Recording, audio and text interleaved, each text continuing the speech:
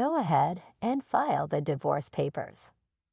"I don't need the kids," he said, walking out the door, leaving me with our 3-year-old twins and our newborn daughter. I had my suspicions about his infidelity, but between parenting and work, I pushed them aside. I can't take this anymore. My twin daughters clung to me, their little faces full of worry. "Mommy, I love you," they said. In that moment, something inside me shifted. Despite my anger, I found clarity. "Fine, let's do it," I said, signing the divorce papers without a second thought. A bitter smile crept across my face. He has no idea what's coming. After all the support I've given him, he's the one who'll regret this.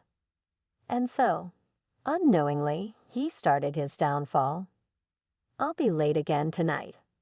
How many times had I heard those words? I'm Maya, 34 years old. We married 4 years ago, and I spoiled him a bit, probably because he's 2 years younger. The next year, we had twin daughters, and 3 years later, our third daughter arrived. Around the time she was born, he began coming home late, constantly. He used to say, "I hope the third one's a boy. I want to play catch with him." He was excited during the pregnancy, but everything changed when he found out it was a girl. At the hospital, he frowned when he saw our newborn daughter. "She doesn't look like me. She's not cute." Anger surged through me. How could he say that about his own child? What kind of father says that? I think that's when I first considered divorce. Even after we came home, his mood didn't improve. As my maternity leave was ending, he barely helped with the kids. "Show some interest in them," I told him. "If you're overwhelmed, hire a babysitter. You have savings," he replied. I had a solid job at a top company, earning more than most women my age. Meanwhile, he was constantly changing jobs, struggling to hold one down. Maybe he resented my success. At the time, he was doing temporary work, and I worried about how long that would last. Since I couldn't count on financial support, I at least hoped he would step up as a father. But when I asked him to spend time with the kids, he complained, "It's too much work." Even when he did help, it was half-hearted and the girls were bored. He noticed they didn't like him much, and it bothered him.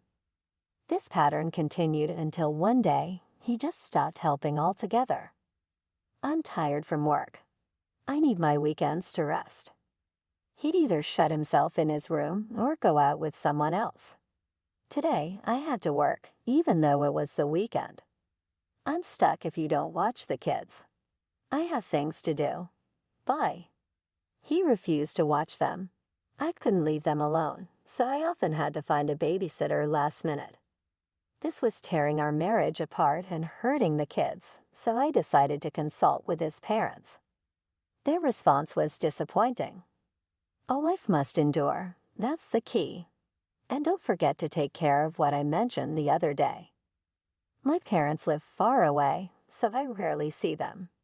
I didn't feel comfortable calling them and didn't know who else to turn to. "Hey, make me some food." I came home one evening to find my husband in pajamas, the room a mess.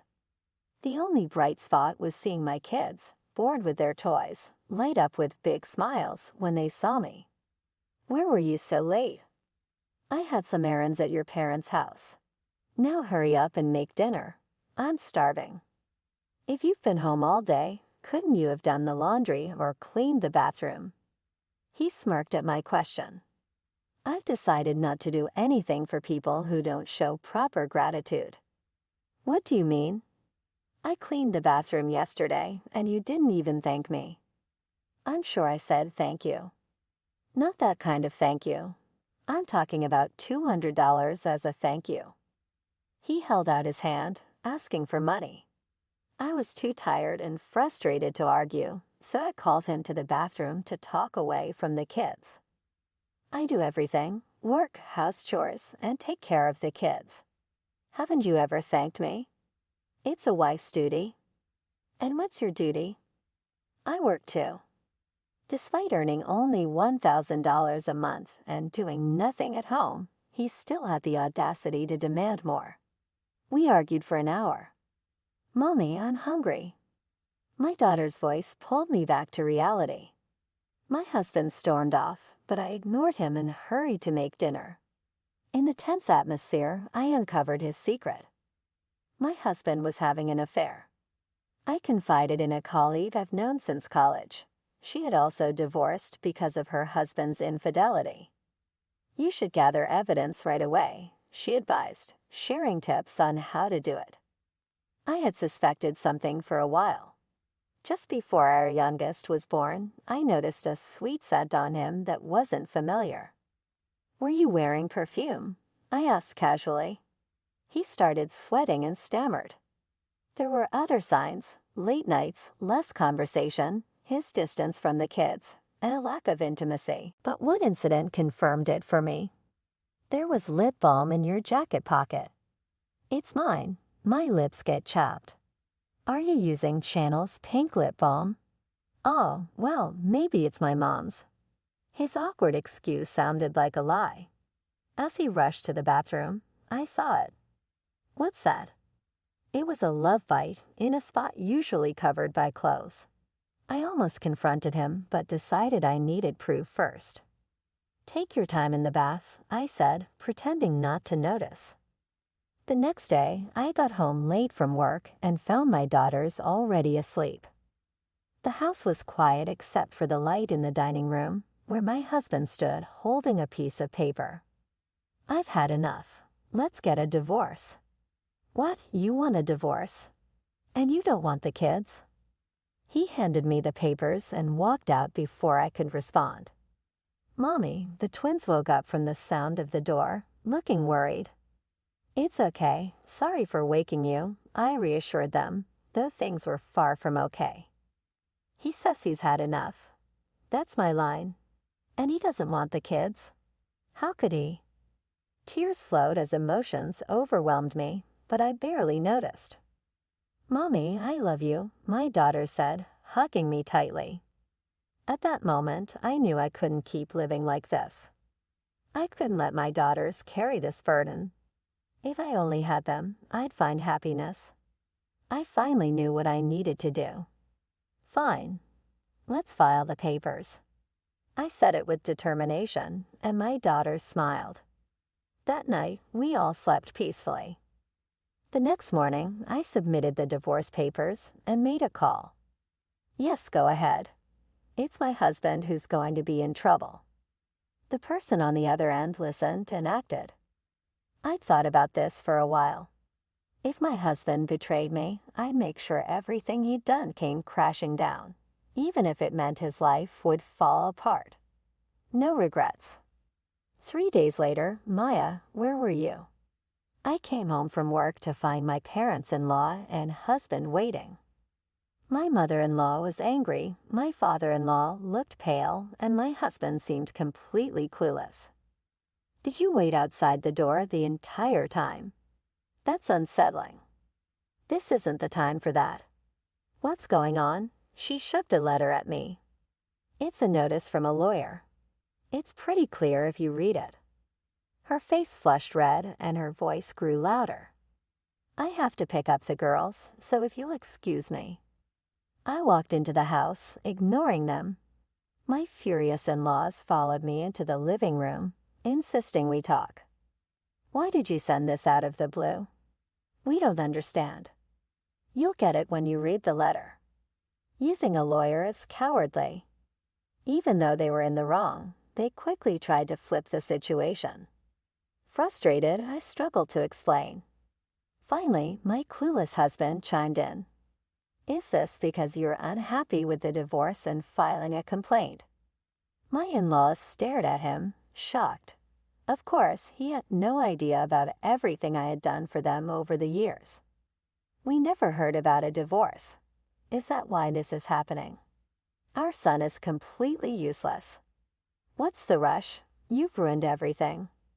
Hold on. What's going on? As their conversation went in circles, my mother-in-law slammed the table. "Why did you divorce, Maya?" "Ah, well," my husband stammered, caught off guard. So I stepped in. Because he completely neglected his responsibilities as a husband and father. "You keep saying men are like that, right? Would you forgive your father-in-law for cheating then?" "What?" Clearly, she wasn't expecting me to mention her son's infidelity. My husband tried to speak, but a sharp look from me stopped him. Suddenly, my father-in-law defended his son. "A man's affair is just a game. It's not a big deal. Arguing is pointless. Please leave. Any further communication will go through my lawyer." "Why involve a lawyer now? You'll agree to the divorce, right?" My husband looked confused. "I've not only agreed, but I've already filed the papers." "What, then why?" As my husband and I argued, my mother-in-law started crying. "How can you expect me to pay $39,500 all at once? What's with that amount? Who's getting paid?" Finally, the moment I'd been waiting for arrived. I revealed my secret with confidence. 4 years ago, just after we got married, my mother-in-law asked to talk. "I need to discuss something." Nervous, I agreed to listen, thinking I'd do anything for my new mother-in-law. But her request shocked me. "Can you lend me $40,000? I was completely blindsided. She even asked about my annual income without any hesitation, leaving me stunned. I couldn't handle the pressure and blurted out my earnings. Maybe over $165,000. Her eyes lit up. Apparently, my father-in-law had become addicted to horse racing, blowing through money and racking up debt.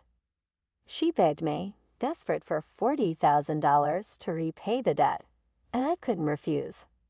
I made it clear, "You must pay me back," before lending her the money. 4 years went by, and she only paid back $2,600. Sometimes she'd return some money, only to borrow it again. Realizing I'd never see the full amount, I hired a lawyer to demand the remaining $39,500. My husband's shocked expression almost made me laugh. "I promised to repay it gradually. Why demand it all at once? We're no longer family. I don't need to be considerate." That's when my mother-in-law let out a screech, furious at my husband. "You caused this with your affair. You should pay it instead of me."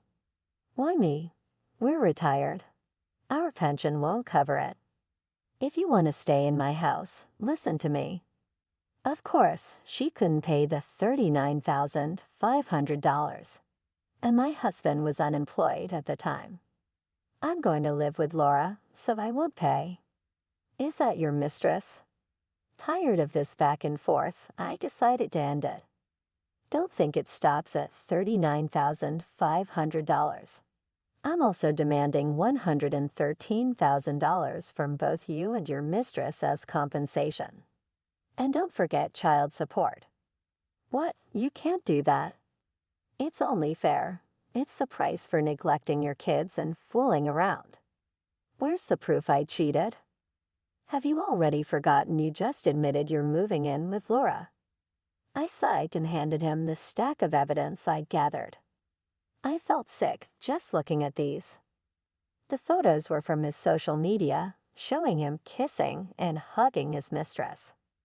My lawyer had seen them too, and they were undeniable. "Why do you have these?" "I found your social media online. It's pathetic you thought no one would find it."